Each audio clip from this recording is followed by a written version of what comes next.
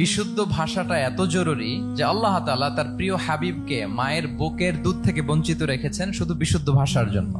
একজন মানুষ সর্বপ্রথম কোন জিনিসের প্রেমে পড়ে জানেন? কথার প্রেমে পড়ে। কথার ধরন, কণ্ঠস্বর, তার অ্যাটিটিউড, তার শব্দের জাদু, এটা মানুষের হৃদয়কে জয় করে ফেলে। তো রাসূল সাল্লাল্লাহু আলাইহি ওয়াসাল্লামের এই এলোকোয়েন্স ছিল। তিনি বলতেন আল্লাহ তাআলা আমাকে সর্বমর্ম বাচন ভঙ্গির অধিকারী করেছেন। মানে উনি যেটা বলতেন এটা ছিল very precise in wording but comprehensive in meaning. এটার যে দোতনা, এটার যে appeal to the heart of the people, to the heart of the listener, এটা অসাধারণ। মানুষের হৃদয়কে জয় করে ফেলতো। আল্লাহু আকবার। তিনি এমন ভাবে কথা বলতেন, কথার মাঝখানে পজ দিতেন, মানে একটু থামতেন যাতে করে শ্রোতারা বুঝতে পারে। এত চমৎকার করে ওনার প্রেজেন্টেশন ছিল, বক্তব্য মালাগুলো ছিল, ফলে যারা শুনতেছে ইজিলি মুখস্থ করে ফেলতে পারত। রাসূল সাল্লাল্লাহু আলাইহি ওয়াসাল্লামের সবচাইতে বড় ভাষণটি ছিল বিদায় হজের ভাষণ, খুব সম্ভবত। ওই ভাষণের টেক্সট গুলোকে যদি একসাথে করা হয়, আমার মনে হয় 10 মিনিটের বেশি লাগবে না ওই টেক্সট গুলো পড়তে। তার মানে সবচাইতে বড় যে ভাষণ ওনার, ওটা কত ছিল? 10 থেকে 12 মিনিটের ভাষণ ছিল। আমরা তো ঘন্টার পর ঘন্টা বক্তব্য করি, তারপরেও তো আমরা মানুষের মনকে খুশি করতে পারি না। উনি সেই যে 1400 বছর আগে